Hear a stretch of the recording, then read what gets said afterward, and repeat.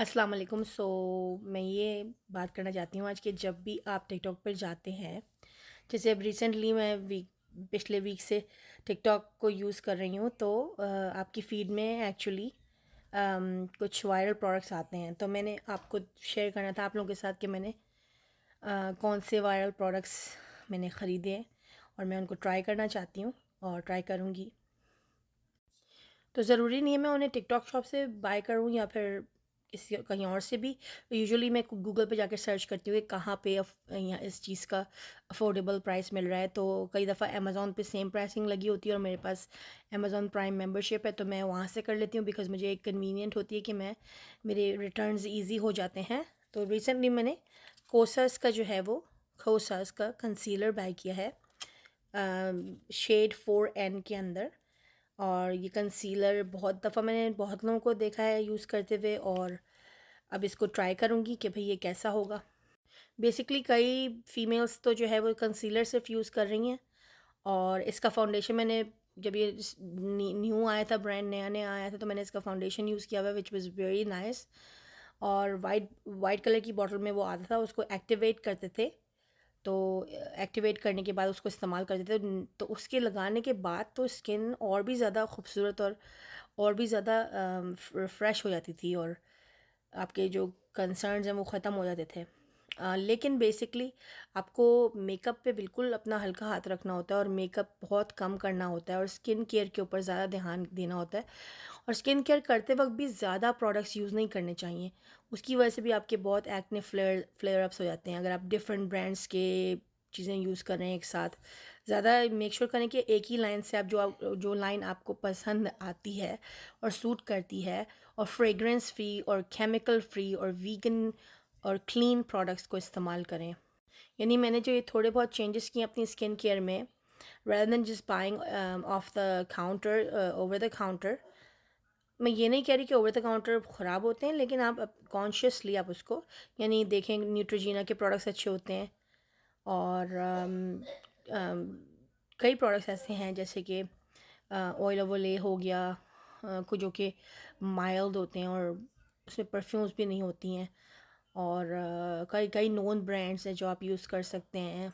तो आपको बस मेक श्योर करना है कि रिस्पॉन्सिबली उनको चूज़ करें और कम से कम प्रोडक्ट्स यूज़ करें। अभी 30s के अबव मेरी एज है, मैं इस एज रेंज में हूँ। Late 30s you can say, और अर्ली 40s तो होते हैं जो भी।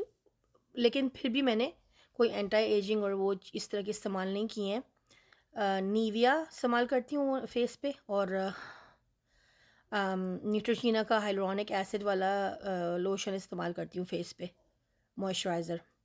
और एक्ने को मैंने कंट्रोल इस तरह किया जब मैंने अपने प्रोडक्ट्स को यूज़ करना बंद किया। जब मैंने मेकअप प्रोडक्ट्स कम कर दिए और मेकअप करना कम कर दिया, और क्लीनर मेकअप प्रोडक्ट्स यूज़ किए, और ओनली ओकेजनली मेकअप यूज़ किया बिकॉज़ मेकअप से स्किन बहुत ही बैड होती है। जब टीनेज ईयर्स में मैं थी तो मैंने बहुत ज़्यादा वो यूज़ किया है मेकअप, तो जिसकी वजह से मेरी स्किन बहुत फ्लेयर अप हुई है। तो उसके बाद से मैंने बहुत टोन डाउन कर दिया। इवन फेस वॉश भी मैं ओकेजनली यूज़ करती हूँ, और बहुत ही माइल्ड सा न्यूट्रोजीना का विदाउट एक्ने का ट्रीटमेंट के यूज़ करें, जो कि बस आपकी स्किन को क्लीन करे। और वाइप्स के लिए भी मैं परफ्यूम वाले वाइप्स नहीं लेती, वाटर वाइप्स के नाम से आते हैं जो मैं ओनली यूज़ करती हूँ, जिसमें सिर्फ वाटर बेस्ड है, वो वाटर होता है उनमें बेसिकली वो। अच्छा, एनीवेज़ ये कट्रीस का मेकअप का प्रोडक्ट मैंने लिया है, शाइन इरेजर मैजिक, और ये मैंने बेसिकली अपनी बेटी के लिए लिया है। कट्रीस के प्रोडक्ट्स बहुत अच्छे थे और उनका बेस वगैरह बहुत अच्छा था। जब हम मेरी अर्ली ईयर्स थे तो हम लोगों ने बहुत वो यूज़ किया, और उसका बेस भी बहुत अच्छा था, उसके ब्लश ऑन्स और सब बहुत अच्छे होते थे, और अब वो इजीली अवेलेबल हो गया है अमेज़ॉन पे। तो पहले हम पाकिस्तान वगैरह से वो लेके आते थे, और दूसरे कंट्रीज से। और मैंने इनका ये ब्लर बाम भी मैंने ये किया है ऑर्डर, कट्रीस का। कट्रीस की कलर पैलेट और बहुत अच्छे होते हैं, ब्रशेस बहुत अच्छे होते हैं। अच्छा, ये मैंने एक कोरियन किया है जो मैं बहुत स्केर्ड होती हूँ लगाने से, बिकॉज़ कई औरतों ने इस्तेमाल किए हैं रिंकल के प्रोडक्ट्स, और उसके बाद उनकी ज़्यादा रिंकल्स जो हैं वो हो जाती हैं करने के बाद यूज़। तो मैं रिंकल के लिए तो मैं कोई अभी प्रोडक्ट यूज़ ही नहीं कर रही हूँ, कभी मैंने किया ही नहीं आज तक यूज़।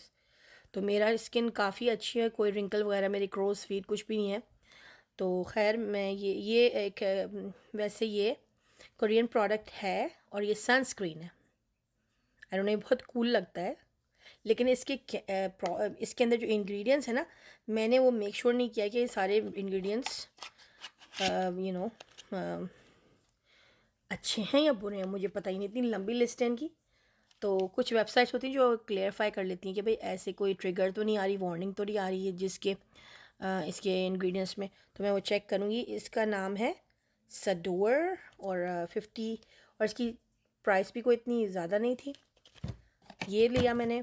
रिसेंटली मैं नोटिस कर रही थी कि मेरा हेयर टेक्सचर बहुत वो हो गया था रफ़, और हेयर लॉस भी हो रहा था, तो मैंने उसके लिए फेबल एंड मेन का ऑयल, और ये है सेंसिटिव स्किन के लिए आंवला सूदिंग सीरम, और इसको मैंने मसाज करना है इससे अपने बालों का, और मैं देखूँगी कि भाई इससे मुझे असर होता है मेरे बालों पे, मेरे बालों की लेंथ को, या जो भी ड्राइनेस है जो भी है उससे स्कैल्प को मसाज करके देखना है कि भाई हेयर लॉस में फ़र्क पड़ता है, हेयर कम होते हैं, गिरना बंद होते हैं या नहीं।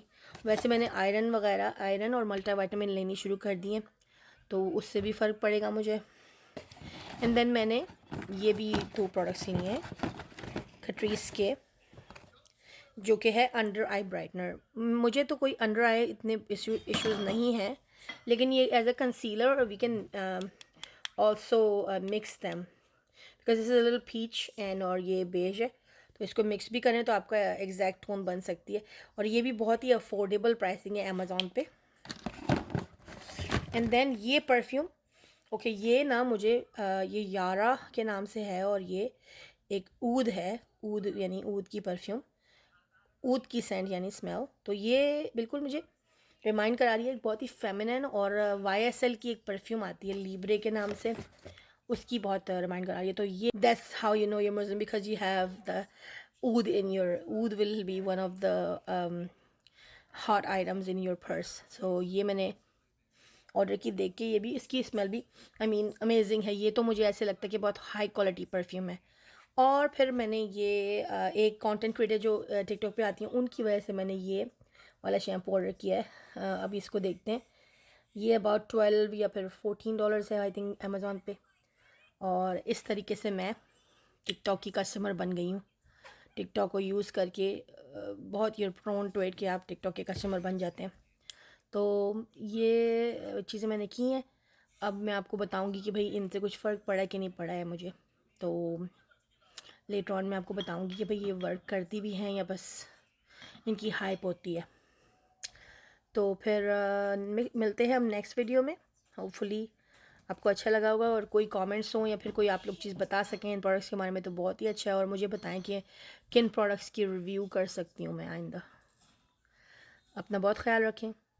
अल्लाह हाफ़िज़।